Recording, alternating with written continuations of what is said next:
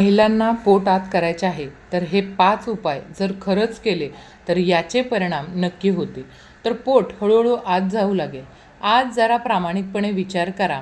गळा ठीक आहे, चेहरा ठीक दिसतो, पण जसं पोटावर नजर जाते पूर्ण आत्मविश्वास खाली येतो आणि मनात प्रश्न करा, जर पोट आत झालं तर. नमस्कार बहिणींनो, मातांनो आणि मुलींनो. आजची ही चर्चा त्या महिलांसाठी आहे ज्या शांतपणे पोटाच्या चरबीमुळे त्रस्त आहेत, पण बोलून कोणाला सांगू शकत नाहीत.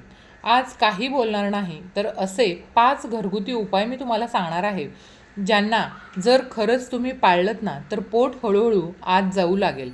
पण त्याआधी जर तुम्हाला तुमच्या आरोग्यावर, आत्मविश्वासावर आणि शरीरावर प्रेम करायचं असेल, तर हा व्हिडिओ लाईक करा आणि घरातील दुसऱ्या महिलांपर्यंतही ही गोष्ट नक्की पोहोचवा.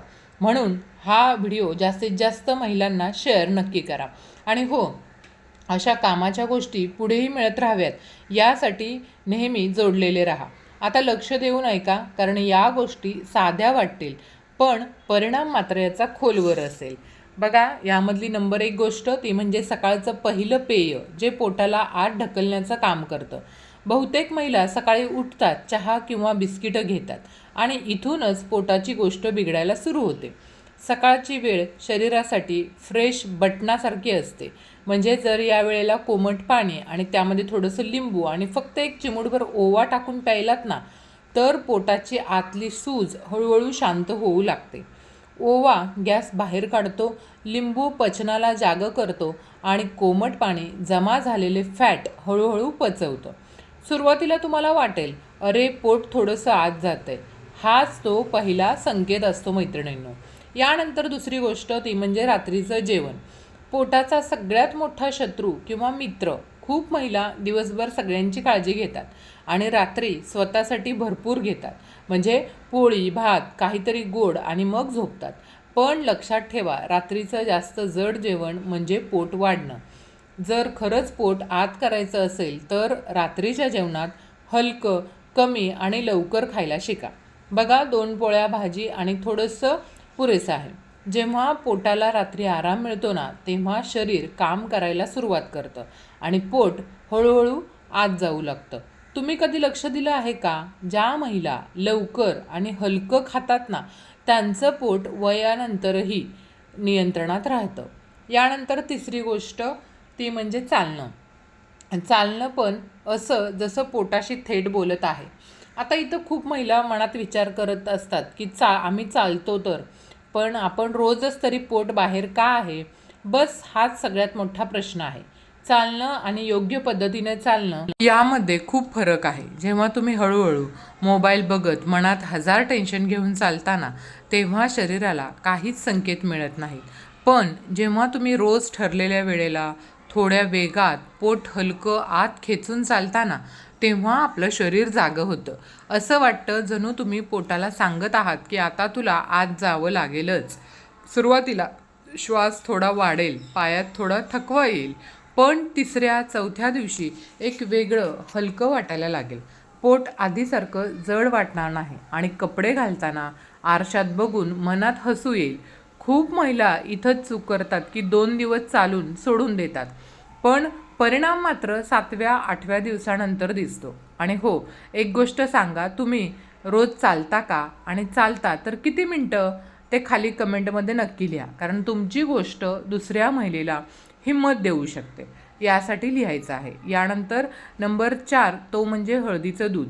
आजीचा उपाय, पण विज्ञानामध्ये पुढे हळदीला आपण सगळे मसाला समजतो, पण खरं तर ही शरीरासाठी आतून काम करणारी औषध आहे, विशेषतः महिलांच्या पोटासाठी.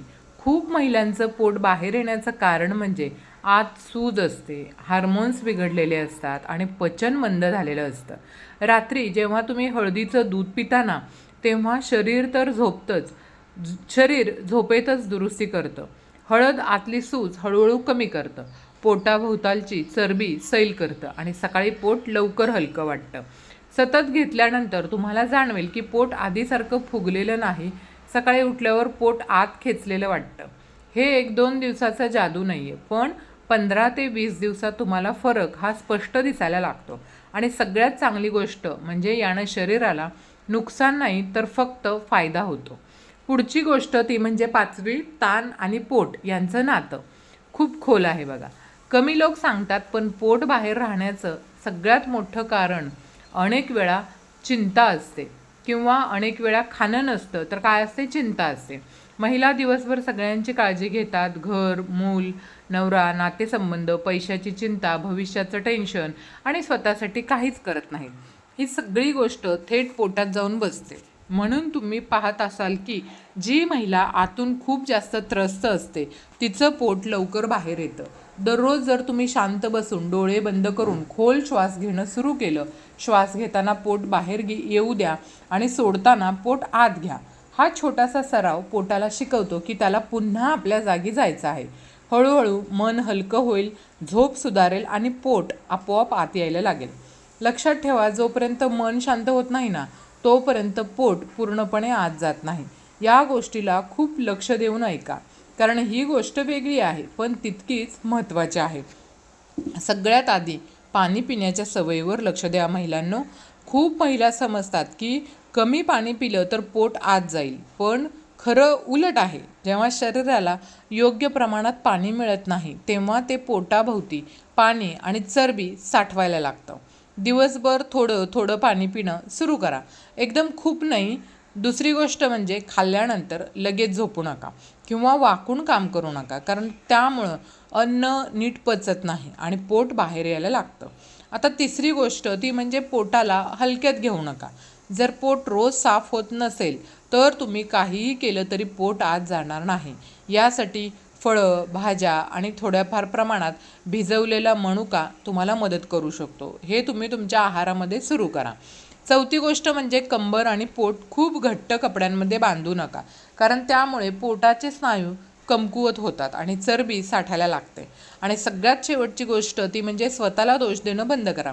आरशात उभं राहून रोज पोट बघून दुःखी होऊ नका, तर असा विचार करा की मी हळूहळू स्वतःला सुधारते आहे.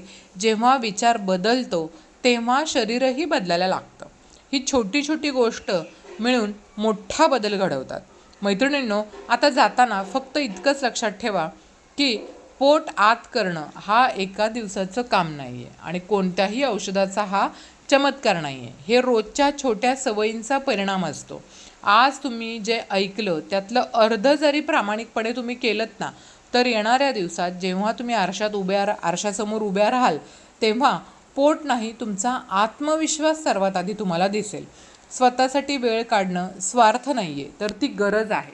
तुम्हाला चांगलं वाटेल आणि हलकंसुद्धा वाटेल. आणि सगळ्यात महत्त्वाचं म्हणजे तुम्ही स्वतःवर खुश राहाल. म्हणून आजपासूनच मैत्रिणींनो स्वतःच्या शरीराशी मैत्री करा, उलट नाही. कारण जेव्हा महिला स्वतःला समजून घेतात तेव्हा त्यांचं शरीरही त्यांची साथ देऊ लागतं. धन्यवाद. श्री स्वामी समर्थ.